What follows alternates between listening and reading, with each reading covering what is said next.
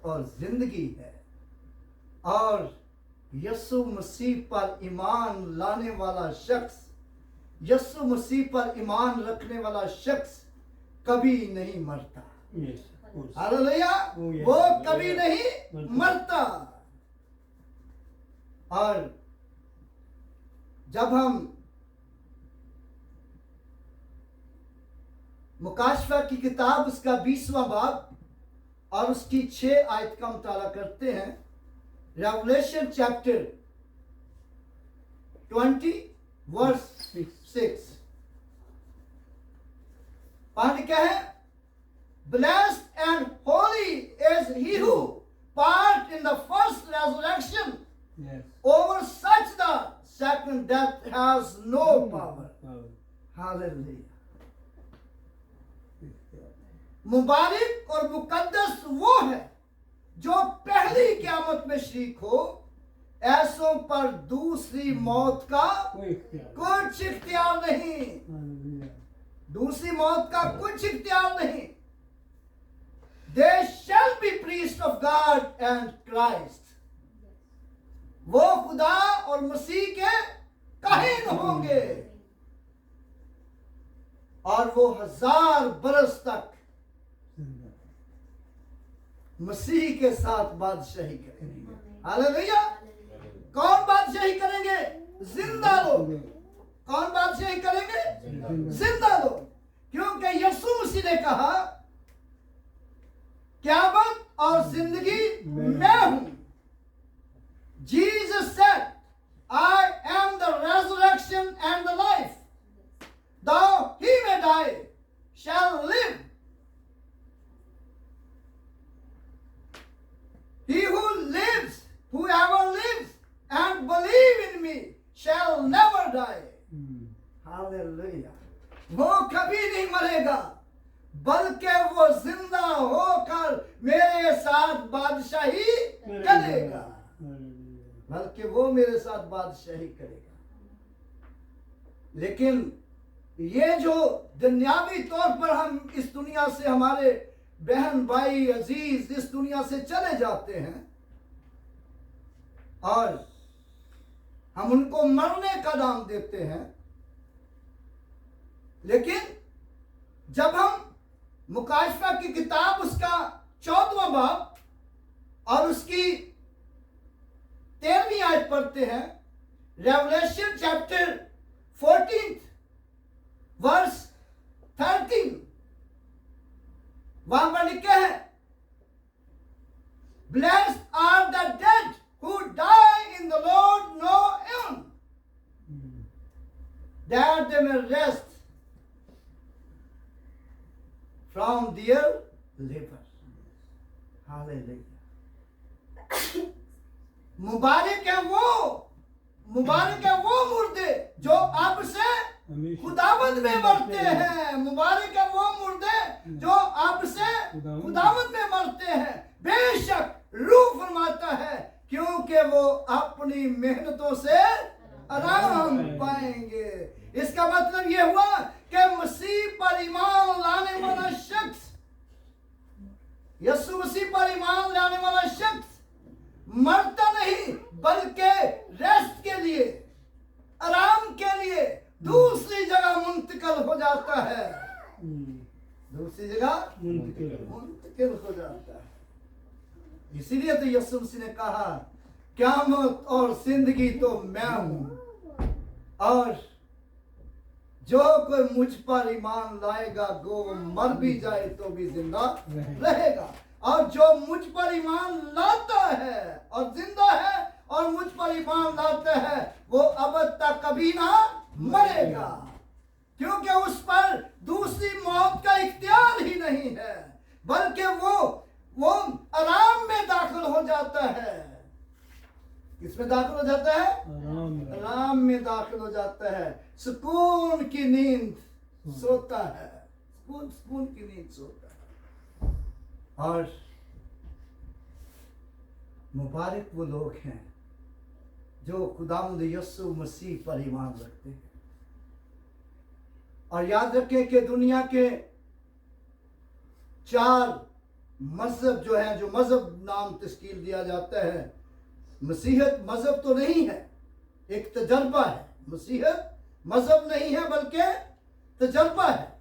लेकिन दुनिया में मजहब का नाम दिया जाता है तो 4 मज़ाहिब दुनिया के बड़े और मसीह के चौगिर्द घूमते हैं, मसीह के चौगिर्द घूमते हैं।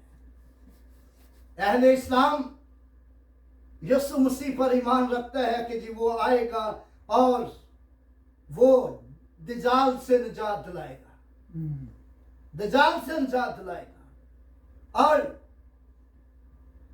कादियानी मसीह पर ईमान रखते हुए उन्होंने एक झूठा मसीह खड़ा कर दिया, और ईमान यही है कि मसीह निजात दिलाएगा। और यहूदी ईमान रखते हैं कि मसीहा आएगा और हमें निजात दिलाएगा, लेकिन आने वाले मसीह को ना पहचान सके, आने वाले मसीह को ना पहचान सके। लेकिन मसीही लोग जो मसीह यीशु पर ईमान रखते हैं कि ये वही मसीह है, वही मसीह है, वही यीशु है जो छुड़ाने वाला है, जो निजात देने वाला है, और वो ही बरकत पाएंगे, वो ही निजात पाएंगे। लेकिन वो लोग जो नाउमीदी की जिंदगी में हैं वो देखते ही रह जाएंगे।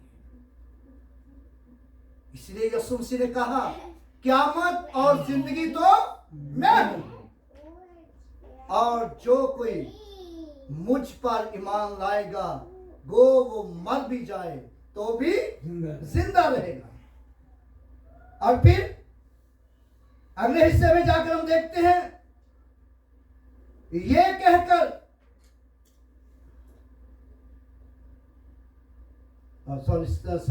उसने उससे कहा, हाँ मैं जानती हूं आए खुदावन, मैं ईमान ला चुकी हूं कि खुदा का बेटा मसीह जो दुनिया में आने वाला था तू ही है। हालेलुया। जब उस यीशु मसीह ने कहा कि क़यामत और जिंदगी तो मैं हूं, और फौरन मार्था ने ये कहा मैं ईमान ला चुकी हूं, खुदा का बेटा मसीह जो दुनिया में आने वाला था वो तू ही है। और इसके बाद आगे चलकर हम देखते हैं कि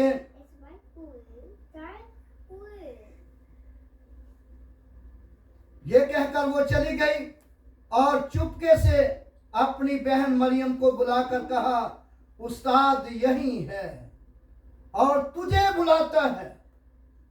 वो सुनते ही जल्द उठकर उसके पास आई, और यीशु अभी गांव में नहीं पहुंचा था बल्कि उसी जगह था जहां मार्था उसे मिली थी। बस जो यहूदी घर में उसके पास थे उसे तसल्ली दे रहे थे। ये देखकर कि मरियम जल्द उठकर बाहर गई, इस ख्याल से कि उसके पीछे हो लिए कि वो कब्र पर रोने जाती है। जब मरियम उस जगह पहुंची जहां यीशु था, उसे देखा तो उससे कहा, उसके कदमों पर गिरकर उससे कहा, आए खुदावन, अगर तू यहाँ होता तो मेरा भाई ना मरता। वही बात जो मार्था ने उसे कही थी, क्योंकि यकीन था, ईमान था कि यीशु उसे मरने नहीं देता। जो कोई यीशु पर ईमान लाता है यीशु से मरने नहीं देता, यीशु से मरने नहीं देता। और मेरे भाइयों और बहनों, आओ खुदावंद यीशु मसीह पर ईमान रखें और वो कभी मरने नहीं देगा, वो कभी मरने नहीं देगा। और मुबारक है वो लोग जो यीशु मसीह पर ईमान रखते हैं। और जब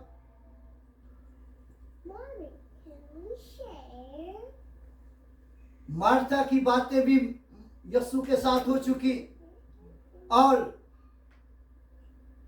मरियम की बातें भी यीशु के साथ हो चुकी, तो लिखा है कि यीशु मसीह उनके साथ कब्र पर चला गया। हम इस मैसेज को थोड़ा शार्ट करते हैं और लिखा है कि यीशु उनके साथ कब्र पर चला गया।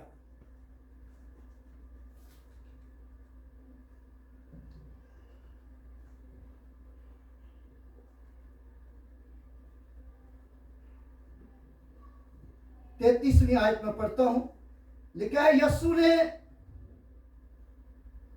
उसे और उन यहूदियों को जो उसके साथ रोते देखा तो दिल में नहायत रंजीदा हुआ और घबरा कर कहा, तुमने उसे कहां रखा है? उन्होंने कहा, आए खुदावन चल कर देख ले। यीशु के आंसू बहने लगे, यीशु के आंसू बहने लगे। क्यों आंसू बहने? इसलिए यीशु मसीह हमारी तरह इंसान था। यीशु भी रोने वालों के साथ रोता था, गमगीन लोगों के गम में शरीक होता था। और मैं एक जनाजा पढ़ रहा था पाकिस्तान में, मैं एक जनाजा पढ़ रहा था, तो जनाजा पढ़ते मेरे आंसू निकल आए। तो आंसू निकल आए तो जब वापस आए तो एक बंदा कहता, देखो जी पादरी साहब भी रो रहे थे। बंदा कहता, देखो जी पादरी साहब भी रो रहे थे। तो दूसरा उसको कहता, पादरी साहब भी हमारी तरह इंसान है, वो पत्थर के तो नहीं है। पादरी साहब भी हमारी तरह इंसान है, पत्थर के नहीं। यानी कि खुदा ने सिखाया है कि हम गमज़दा लोगों के साथ गमज़दा हों और फिर उनको तसल्ली दें। और अगर हम हंस के उनको तसल्ली देंगे तो फिर वो हासे वाली तसल्ली तो उनको नहीं पसंद आएगी, बल्कि वो कहेंगे तू हमें तसल्ली देने आया या मजाक करने आया। और यहां पर हम देखते हैं कि यीशु भी उनके गम में पूरा शरीक था। बस यहूदियों ने देखकर, यहूदियों ने कहा, देखो उसको कैसा अजीज था। जब हम किसी के गम में शरीक होते हैं तो फिर जाहिर होता है कि हम कितने उनके साथ मोहब्बत रखते हैं, कितनी उनके साथ मोहब्बत रखते हैं, कितने वो हमें अजीज हैं जिनके गम में हम शरीक हुए हैं। लेकिन उनमें से बाज ने कहा, ये शख्स जिसने अंधे की आंखें खोली और इतना न कर सका कि ये आदमी ना मरता, ये उनका ठोकर वाली बात थी। और आज भी बहुत से लोग हैं, वो खुदा के खादमों का मजाक उड़ाते और ठोकरे मारते और कहते हैं, लो जी ये इतना नॉलेज रखता है, इतना करता है, वो है, ये नहीं कर सकता। और लेकिन हर काम का करने का एक वक्त होता है।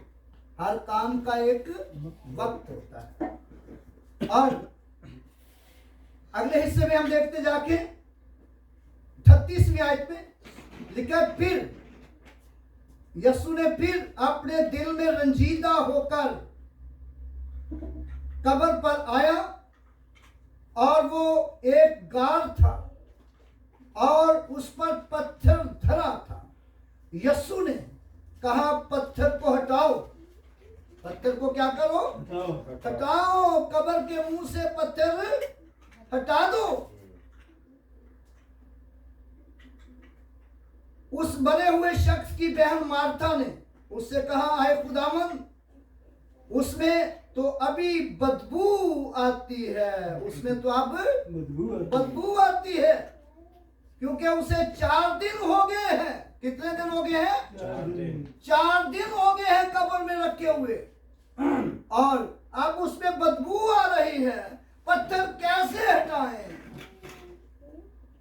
और जाहिर है ये तो बड़ी,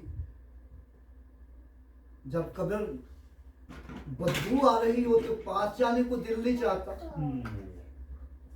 तो खुदा यीशु मसीह कह रहे कि उस पे से पत्थर हटा दो।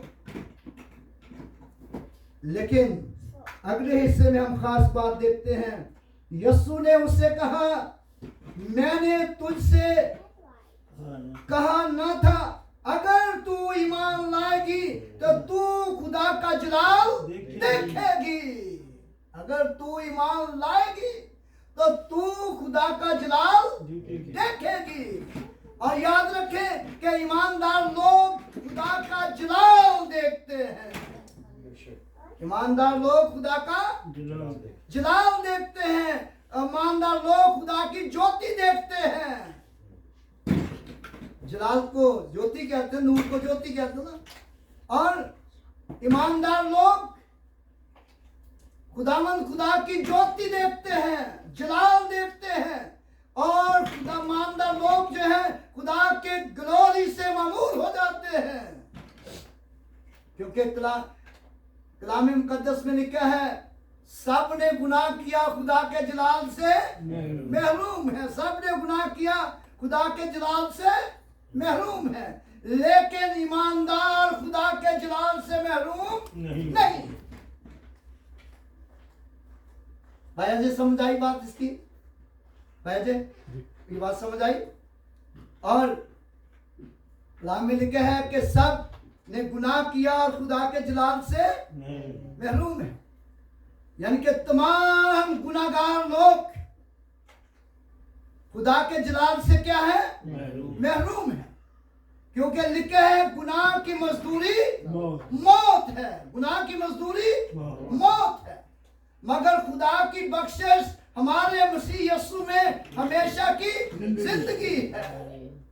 और वो शख्स जो ईमानदार है, जो यीशु मसीह पर ईमान लाया है, ना तो वो गुनाह की मजदूरी मौत के कब्जे में है और ना ही वो खुदा के जलाल से महरूम है। इसीलिए यीशु मसीह ने कहा, अगर तू ईमान लाएगी तो खुदा के जलाल को देखेगी। और वो लोग जो ईमान लाते हैं वो खुदा के जलाल को देखते हैं और खुदा का जलाल उन पर जाहिर होता है। इसलिए तमाम सुनने वालों से जो ऑनलाइन हमें सुन रहे हैं, यीशु मसीह पर ईमान लाएं, यीशु मसीह को अपनी जिंदगी दें, यीशु के कदमों में आ जाएं। और यीशु मसीह पर आप ईमान लाएंगे तो खुदा के जलाल को देखेंगे। और मसीही होना ये एक फख्र की बात है। मसीही होना ये एक फख्र की बात है। और तमाम कौमों के पास कोई फख्र नहीं है, लेकिन फख्र उन लोगों के पास है जो मसीह यीशु पर ईमान रखते हैं, क्योंकि यीशु मसीह ने कहा, क़यामत और जिंदगी तो मैं हूं, और जो कोई मुझ पर ईमान लाएगा वो मर भी जाए तो भी जिंदा रहेगा। और जो मुझ पर ईमान लाया है वो अब तक कभी न मरेगा, बल्कि वो खुदा के जलाल को देखेगा।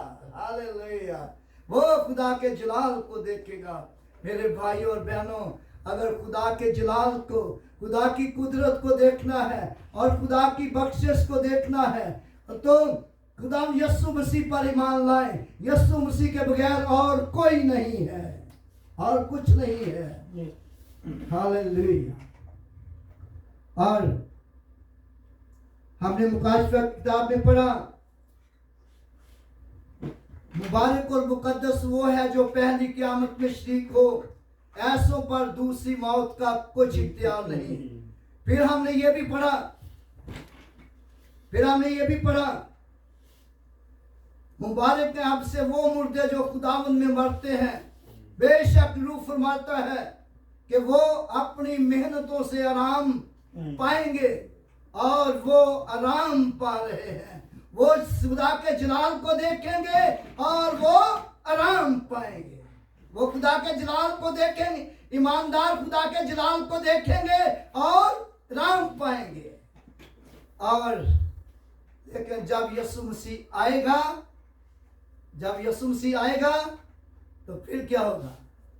जब हम थेसलोनियन चैप्टर 4 पढ़ते हैं, थेसलोनियन चैप्टर 4 वर्स 13 to 17, यहाँ बड़ी खूबसूरत बातें हैं। पहला थेसलोनिकियों का 4 बाब और उसकी 13वीं आयत से 17 आयत तक, वहां पर हम देखते हैं, आए भाइयों, हम नहीं चाहते कि जो सोते हैं उनकी बाबत तुम नावाकिफ रहो, औरों की मानन जो ना उम्मीद हैं गम ना करो। जब हमें यकीन है कि यीशु मर गया और जी उठा, तो उसी तरह खुदा उनको भी उसी के वसीला से उसी के साथ ले आएगा। चनाचे हम तुमसे खुदा के कलाम के मुताबिक कहते हैं कि हम जो जिंदा हैं और खुदावंद के आने तक बाकी रहेंगे, सोए हुओं से हरगिज़ आगे ना बढ़ेंगे। किनसे आगे नहीं बढ़ेंगे? सोए हुओं से, यानी कि वो लोग सोए हुए हैं, वो लोग मरे नहीं, वो सोए हुए हैं। और इसीलिए तो मसीह यीशु पर ईमान लाना फख्र की बात है। मसीह यीशु पर ईमान लाने वाले लोग मरते नहीं बल्कि सो जाते हैं। और फिर लिखा है, क्योंकि खुदावंद खुद आसमान से ललकार और मुकर्रब फरिश्ते की आवाज और खुदा के नरसिंगे के साथ उतर आएगा। पहले तो वो जो मसीह में हुए जी उठेंगे। पहले तो वो जो मसीह में हुए जी उठेंगे। मसीह पर ईमान लाए हुए लोग, मसीह पर ईमान रखने वाले लोग पहले जी उठेंगे, पहले जी उठेंगे। ये है फख्र मसीहियों का, ये है मसीहत का फख्र। और वो पहले जी उठेंगे। फिर हम जो बाकी जिंदा होंगे, बादलों पर उठाए जाएंगे। हालेलुया, बादलों पर उठाए जाएंगे और हवा में खुदावंद का इस्तकबाल करेंगे। हवा में खुदावंद का इस्तकबाल करेंगे और हमेशा उसके साथ रहेंगे, खुदावंद के साथ रहेंगे, उससे कभी जुदा नहीं होंगे। इसीलिए यीशु मसीह ने कहा, क़यामत और जिंदगी तो मैं हूं, और जो कोई मुझ पर ईमान लाएगा वो मर भी जाए तो भी जिंदा रहेगा। जो कोई मुझ पर ईमान लाए तो भी जिंदा रहेगा, और जो कोई मुझ पर ईमान लाता है और वो अब तक कभी ना मरेगा, वो अब तक कभी ना मरेगा। मेरे भाइयों और बहनों, आओ हम इस फख्र में जिए, आओ हम इस फख्र में जिए कि हमारा खुदावंद यीशु मसीह जिंदा है और उस पर ईमान लाने वाले लोग भी जिंदा रहते हैं। आइए खुदाम के हुजूर अपने सरों को झुकाएं और दुआ करें। सब सर खुदाम के हुजूर झुक जाएं और हम सब दुआ करें। हालेलुया। खुदाम का शुक्र करें इस फख्र के लिए। ओ हालेलुया। खुदाम का शुक्र करें कि उसने हमें मौत से निकालकर जिंदगी में दाखिल किया है, क्योंकि लिखा है गुनाह की मजदूरी मौत है और खुदा की बख्शिश हमारे मसीह यीशु में हमेशा की जिंदगी है।